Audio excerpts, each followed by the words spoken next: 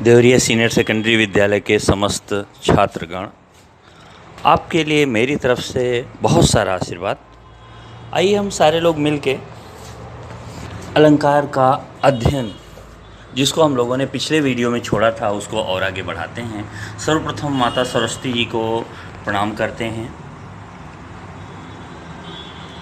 और उनसे शुभ यश और अपने अध्ययन कार्य को श्रेष्ठ स्तर तक पहुंचाने के लिए प्रार्थना करते हैं। फिर हम अपने उस अलंकार में जुड़ते हैं। एक बार हम हल्की सी अलंकार की परिभाषा फिर से आपके सामने पेश करना चाहेंगे। अलंकार का शाब्दिक अर्थ ही आभूषण होता है। कोई स्त्री अपनी शोभा बढ़ाने के लिए आभूषणों का प्रयोग करती है, तो उसी तरह से किसी भी वस्तु की सजावट करने के लिए जिन चीज़ों का उपयोग किया जाता है वे आभूषण कहलाते हैं, और काव्य की शोभा बढ़ाने वाले तत्वों को अलंकार कहते हैं। संक्षेप में हम कह सकते हैं काव्य शरीर है, अर्थात भाषा को शब्दार्थ से सुसज्जित तथा सुंदर बनाने वाले चमत्कार पूर्ण मनोरंजक ढंग को अलंकार कहते हैं। इस परिभाषा को एक बार और पढ़िए। काव्य शरीर, काव्य जो है वो शरीर है, मान लीजिए, अर्थात भाषा को शब्दार्थ से सुसज्जित, किससे सुसज्जित? शब्द और अर्थ से सुसज्जित तथा सुंदर बनाने वाले चमत्कार पूर्ण और मनोरंजक ढंग को अलंकार कहते हैं। अलंकरोति इति अलंकार है इसकी परिभाषा। यह परिभाषा आपने पहले भी पढ़ ली है। जो अलंकृत करता है वही अलंकार होता है। भारतीय साहित्य में अनुप्रास, उपमा और रूपक, अनन्वय, यमक, श्लेष, उत्प्रेक्षा, संदेह, अतिशयोक्ति, वक्रोक्ति आदि प्रमुख अलंकार हैं जिनका अध्ययन हम लोग करेंगे। अलंकार के भेद की बात तो हम लोगों ने कर ही ली थी। शब्दालंकार, अर्थालंकार, उभयालंकार, जिनमें दोनों चीज़ों की प्रधानता हो।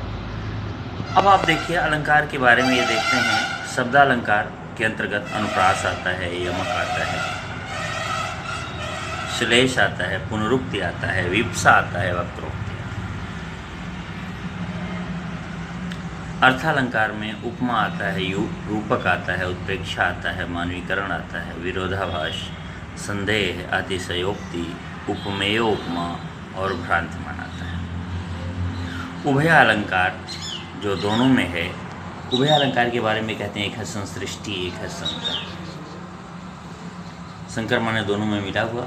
संसृष्टि का अर्थ है दोनों को थोड़ा सा अलग दिखा करके भी अलंकारित कर देना। जिस अलंकार में शब्दों का प्रयोग करने से चमत्कार हो जाता है और शब्दों की जगह समानार्थी शब्द को रखने से वे चमत्कार समाप्त हो जाए, वहाँ शब्द अलंकार। जिस अलंकार में शब्दों को प्रयोग करने से चमत्कार उत्पन्न होता है और उन शब्दों की जगह समानार्थी शब्दों के रखने से चमत्कार समाप्त हो जाए, ये अर्थ थोड़ा गहन हो गया। आप दूसरे बात पे ध्यान न दीजिए, पहले बात पे ही ध्यान दीजिए। शब्दों के आधार पे जो चमत्कार वो शब्दालंकार है, लेकिन जब समानार्थी शब्द रख देंगे तो वो दोहराव हो जाएगा और वहाँ पे पुनरुक्ति प्रकाश हो जाएगा, इसीलिए यहाँ पे रोका गया है। आप दूसरी बात न रखें अपने दिमाग में, क्योंकि वो ऊँचे दर्जे की चीज़ है, वो बाद में पढ़ाई जानी है। जब पहले वाले अलंकार समझ में आ जाएंगे तो दूसरी बात अपने आप समझ में आएगी। इसलिए आप इतना ही ध्यान दें, शब्दों के आधार पर उत्पन्न हुआ चमत्कार ही शब्द अलंकार कहलाता है। श्लेष अलंकार क्या है? श्लेष शब्द श्लिष्टता को बताता है। श्लिष्टता का अर्थात है चिपका हुआ। जैसे आप 2 in 1 कहते हैं आपके शब्दों में, ये कह लीजिए कि शब्द एक ही हो, उसका एक से अधिक अर्थ ले लिया जाए, श्लेष कहलाएगा। शब्द एक ही है, लेकिन मान लीजिए 2 पंक्तियों की एक काव्यखंड है, 2 पंक्तियों का एक काव्यखंड है, जिस काव्यखंड में कोई शब्द एक ही बार आया है और दोनों पंक्तियों में उसी एक ही शब्द से एक से अलग अर्थ ले लिया जा रहा है, तो वह श्लेष कहलाएगा। तो यहाँ इन्होंने उदाहरण दिया हुआ है, रही मन पानी राखिए बिन पानी सब सून। रहीमदास जी ने अपने पद्य में ऐसा कहा है कि रहीमदास जी कहते हैं, पानी की रक्षा करनी चाहिए, बिना पानी के सारा कुछ, सब कुछ, सारा संसार सूना है। पानी गए न उबरे मोती मानिस चून। तो यहाँ पे दूसरी लाइन में, पहली लाइन को आप मत ध्यान दें, दूसरी लाइन में ही श्रेष्ठता ज़्यादा है। अर्थ तो पहली लाइन से भी लेना पड़ेगा, लेकिन दूसरी लाइन में आपको मिल रहा है पानी गए न उबरे मोती मानुष चून। पानी के समाप्त हो जाने पर मोती, मनुष्य और चूना तीनों ही नष्ट हो जाते हैं, यानी ये पानी तीनों से रिलेटेड है। तो मोती का पानी क्या है? कहते हैं सीप में पड़ा हुआ जल, सीप में पड़ी हुई पानी की बूंद मोती बनती। अगर पानी ही नहीं होगा तो मोती नहीं बनेगा। मानस, मनुष्य, अगर इंसान का पानी उतर जाए, इंसान अपमानित हो जाए, तो वह इंसान कभी सुखी, स्वतंत्र और मनुष्य जैसी अच्छी ज़िंदगी नहीं बिता सकता है। अपमानित हुआ मनुष्य अपने जीवन में कभी खुशियाँ नहीं ला सकता है। तो मनुष्य के अर्थ में पानी का अर्थ है सम्मान। मोती के अर्थ में पानी का अर्थ है वह पानी जो आकाश की बूंद के रूप में गिरता है, स्वाति नक्षत्र का, क्योंकि साहित्य कहता है स्वाति नक्षत्र में आकाश से गिरने वाली पानी की बूंदें मोती बन जाती हैं यदि वो सीप के अंदर गिरे तो। आइए हम चूने की बात लेते हैं। चूने में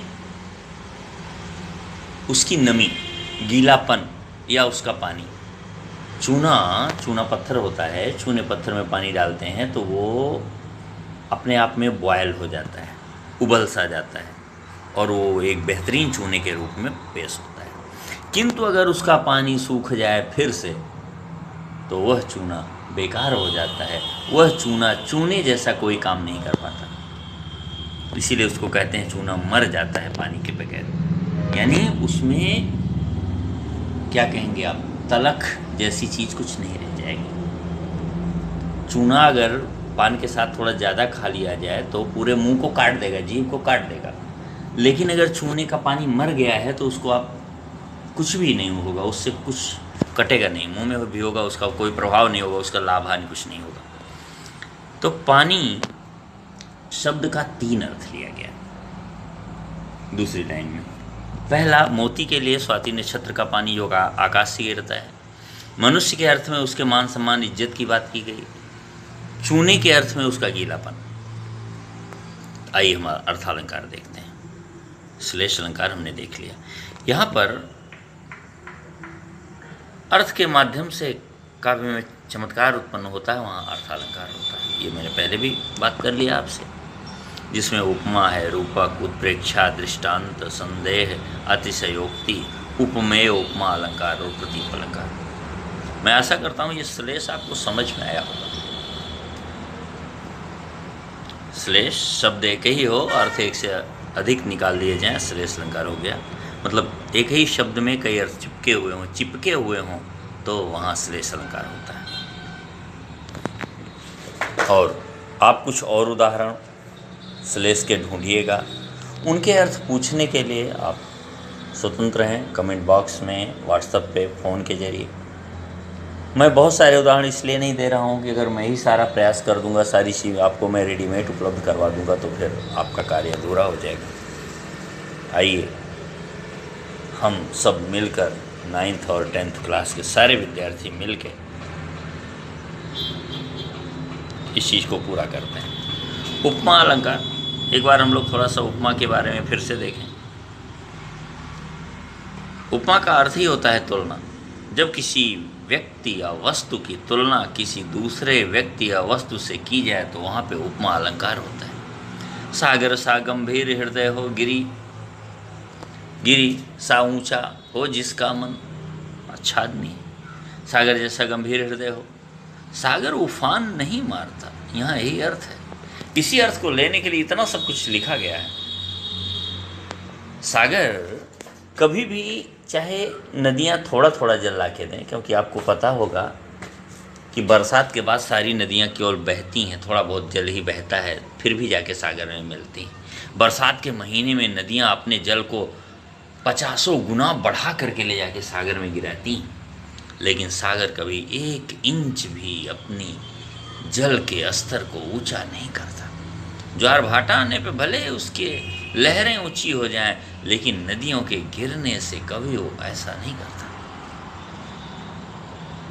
तो ऐसा व्यक्ति जो खुशी में पागल न हो, खुशी में दूसरों को नुकसान न पहुंचाए, दुख में भी रो रो के पागल न हो, दुख में धीरज धरे, सुख में धैर्य बनाए रखे, किसी को परेशान न करे, ऐसा सुंदर हृदय वाले का वर्णन किया गया है। सागर सा गंभीर हृदय हो, सामान्य तरह हृदय कैसा, सागर जैसा होना चाहिए। पर्वत की तरह से मन ऊंचा हो, पर्वत हमेशा ऊंचा ही रहता है। अपने आप को कितने भी आंधी तूफान क्यों ना आए, लेकिन वो कदापि चलायमान नहीं होता। मन इतना श्रेष्ठ हो कि किसी चीज़ को देख के ललचाए ना, दूसरे की चीज़ को पाने की अपेक्षा न रखे। ये उपमा अलंकार के अंक की भी बात करते हैं। उपमा अलंकार में कई चीज़ें, उपमेय यानी जिस वस्तु को आप देख रहे हैं, उपमान माने वह वस्तु जिसको आप देख रहे हैं, वह किसी प्रसिद्ध वस्तु से जब आप बराबरी करते हैं तो वह प्रसिद्ध वस्तु उपमान कहलाती है। वाचक शब्द और साधारण धर्म, वाचक शब्द तुलनात्मक शब्द जो होते हैं वाचक शब्द कहलाते हैं। साधारण धर्म जो दोनों में उपस्थित होता है। उपमेय का अर्थ होता है उपमा देने योग्य। अगर जिस वस्तु की समानता किसी दूसरी वस्तु से की जाए वहाँ पर वह उपमेय होता है। जैसे आपके सामने कोई छोटी बच्ची है, बहुत प्यारा सा बोल रही है, उसकी फ्लुएंसी, उसकी वाणी अविराम चल रही है, लगातार बिना अटके बिना भटके अपनी बातों को कहने में निसंकोच अपने शब्दों को प्रकट कर रही है। उसको देख करके आप बोले सरस्वती आशीर्वाद प्राप्त इव, यानी ये तो ऐसे बोल रही जैसे माता सरस्वती जी ने किसी को आशीर्वाद दे दिया। तो आपने सरस्वती जी के आशीर्वाद प्राप्त व्यक्ति से उसकी तुलना की, तो सामने जो बच्ची है वो मैं कहलाएगी। सरस्वती आशीर्वाद प्राप्त कोई विद्वान जिससे आप तुलना कर रहे हैं वो उपमान हो जाएगी। उपमान, उपमेय की उपमा जिससे दी जाती है उसे उपमान कहते हैं। अर्थात उपमेय की जिसके साथ समानता बताई जाती है उसे उपमान कहते हैं। जैसे आपने दांत देखा किसी बच्चे का, आँखों की सफ़ेदी देखी किसी बच्चे की, आपने बोला अरे वाह दूध जैसे दांत, दूध जैसी आँखें। हालांकि आँखों में केवल मैं सफ़ेद वाले भाग की बात कर रहा हूँ, वरना पूरी आँखें सफ़ेद होना तो रोग हो जाएगा। तो आँखों की वाइटनिंग, दूध की सफ़ेदी, ये प्रसिद्ध चीज़ें हैं श्वेत होने के लिए, सफ़ेद होने के लिए, इसलिए इनको उपमान कहेंगे। और जो चीज़ आपको सफ़ेद दिखी सामने वो उपमेय कहलाएगी। वाचक शब्द, जब उपमेय और उपमान में समानता दिखाई जाती है तब जिस शब्द का प्रयोग किया जाता है उसे वाचक शब्द कहते हैं। समानता दिखाने के लिए जिन शब्दों का प्रयोग किया जाता है वो वाचक शब्द कहते हैं। साधारण धर्म, जो दोनों वस्तुओं के बीच समानता दिखाने के लिए जब किसी ऐसे गुण या धर्म की मदद ली जाती है जो दोनों में वर्तमान स्थिति में, उसी गुण या धर्म को साधारण धर्म कहते हैं। जैसे जब आपने कहा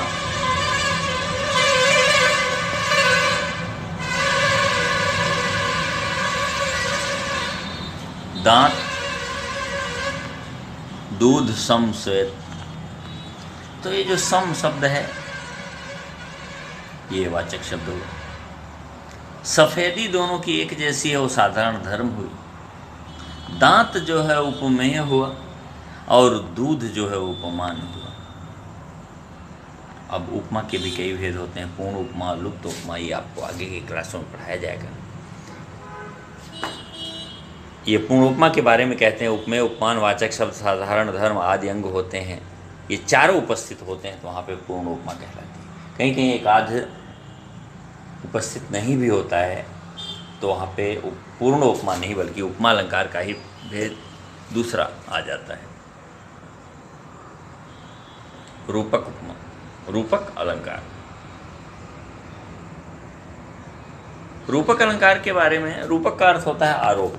सामने वाली वस्तु पर आप आरोप कर देते हैं कि नहीं, ये तो जो वस्तु बहुत फेमस है उसके वही है बिल्कुल। रस्सी देखा बोला सांप, ये नहीं बोला रस्सी सांप जैसी ना। जब बोलेंगे रस्सी जैसे सांप तो उपमा अलंकार होगा। आप बोलेंगे रस्सी सांप या सांप। चाय के प्याले को छू करके आपने बोला आग, तो आपने प्याला शब्द ही हटा लिया, रस्सी शब्द हटा के डायरेक्टली सांप बोल दी। तो वहाँ पे सामने वाली वस्तु पर जो वस्तु सामने नहीं है उसका आरोप कर देते हैं। आरोप जहाँ होता है वहाँ रूपक अलंकार होता है। उपमेय और उपमान के बीच के भेद को समाप्त कर देना ही रूपक अलंकार है। उदित उदयगिरि मंच पर रघुवर बाल पतंग, वह से बिगसे नहीं है, गलत लिखा हुआ है, बिहसे संत सरोज सब हर्षे लोचन में। कहते हैं सूरज जहाँ उगता है उस स्थान को उदयगिरि कहते हैं साहित्य के अनुसार। तो उदयगिरि पर सूरज उगता है और कमल खिल पड़ते हैं सूरज को देख करके, और उस कमल को देखने वालों की आंखें आनंद से भर जाती। तो कहा उदित उदय हुए उदयगिरि मंच पर, मानो उदयगिरि मंच पर उदय होता है जैसे सूरज, वैसे ही रघुवर बाल पतंग, श्री राम जी का वह बाल स्वरूप, श्री रामचंद्र जी का बाल स्वरूप देखने के बाद ऐसे लगता है जैसे उदयगिरि पर सूरज उग आया हो, निकल रहा हो, सुबेरा हो गया हो। जैसे सूरज के उगने पर सारे लोग प्रसन्न चित्त हो जाते हैं, वैसे राम को देखने के बाद हृदय गदगद हो जाता है। बिहसे संत सरोज सब, और संत उस सारे संत उस बाल स्वरूप को देख करके बिहस पड़े, गदगद हो गए, हंस पड़े। उनकी आंखें आनंद में डुबकियां लगाने लगी, मानो संत कमल हैं, राम सूरज हैं जो उदयगिरि मंच पर उदित हुए। सूरज के उगने पर कमल का खिलना, राम को देख करके संतों का गदगद होना, तुलना मिली ही नहीं। राम पर सूरज का आरोप है, संतों पर कमल का आरोप है, इसलिए रूपक अलंकार है। बाकी आप लोगों को बहुत बहुत धन्यवाद। पढ़ें, जहाँ भी नहीं समझ में आया तहाँ एक नहीं चाहे जितनी बार पूछें, मैं प्रस्तुत हूँ आपके लिए। धन्यवाद। आज का वीडियो बस यहीं तक, कल इसके आगे और पढ़ेंगे।